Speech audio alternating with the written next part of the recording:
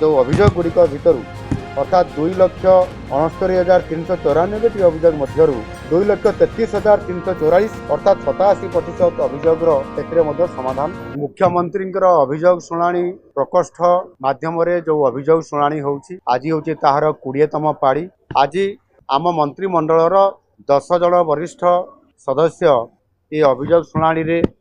उपस्थित थिले एवं तांकर सहित मध्य विभिन्न विभागर जो विभाग रे विशेष करिकी साधारण लोकंकर बेसी समस्या एवं अभियोग थाए से विभागर मध्य वरिष्ठ अधिकारी माने ऑफिसर माने आज एटी उपस्थित रही लोकंकर अभियोग को पूरा मात्रा रे सुनिबा पई आज पूरा ये कार्यक्रम भितर समस्त शामिल थिले। आज उभय ऑफलाइन एवं ऑनलाइन माध्यम रे 600 रु अधिक केस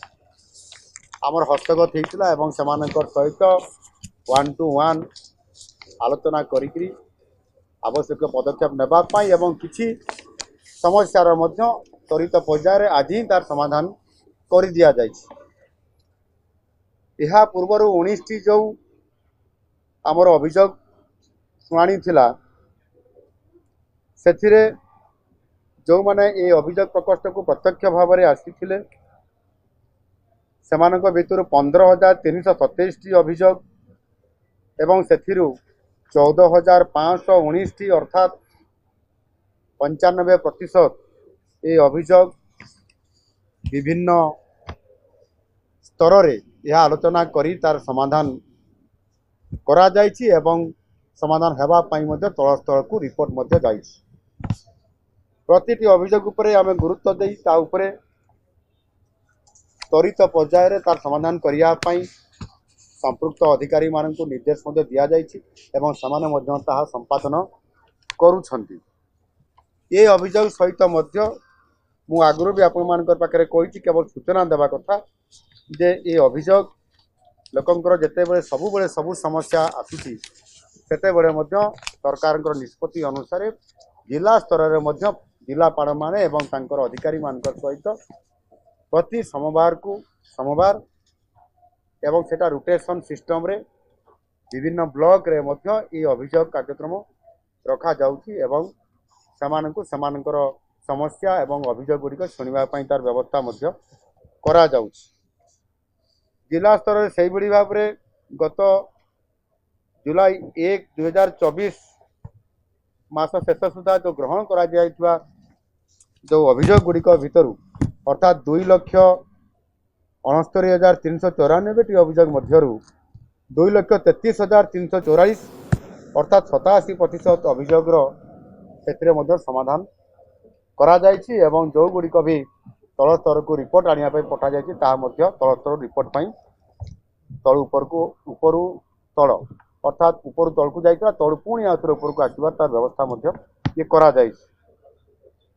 विभिन्न भिन्नक्षम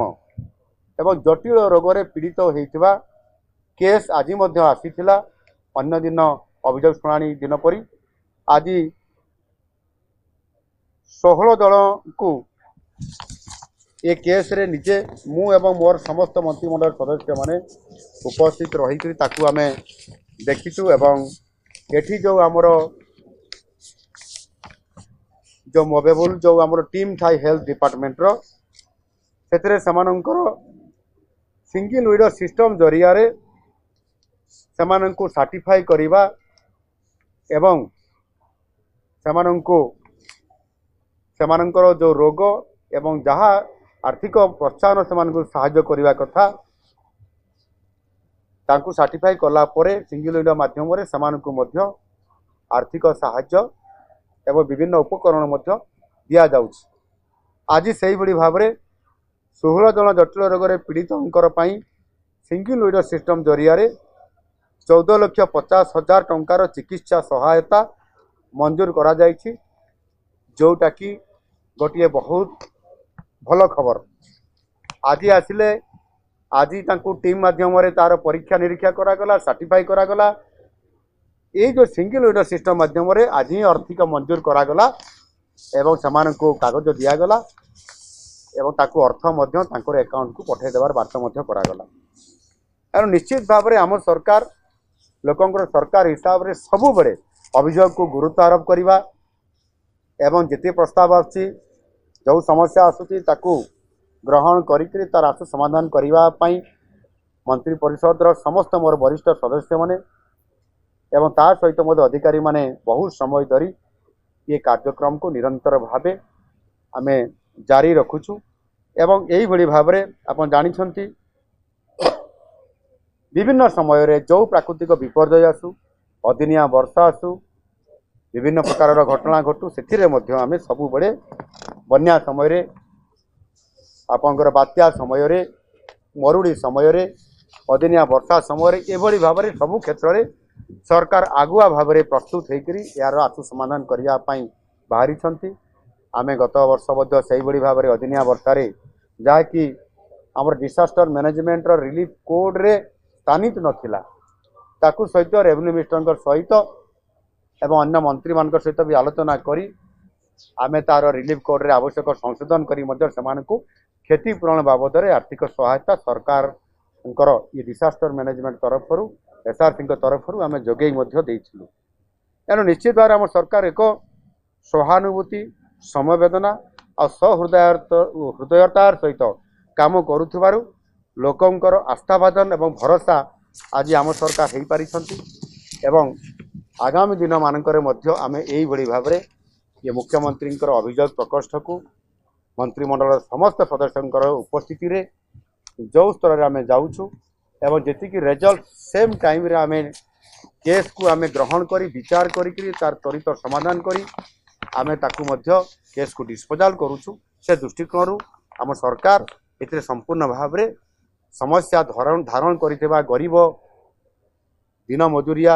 एवं विभिन्न समस्या जर्जरित थिबा लोकंकर साधारण लोकंकर अभियोग शुणिबा ये दायित्व आम तुलैथिबारु ता निश्चित भाव में एथिरे सरकारंकर गोटे बड़ सफलता लोकंकर समाधान करवा तांकर अभियोग शुणिबा आज ये कथार मध्य आपण ये रिपोर्ट रू निश्चित भाव में जानी पारुथिबे। आज तो सुरेश बाबू आम रेवेन्यू मिनिस्टर कहते जहाँ भी केस आसुची ये केस गुड़िक जिते बेले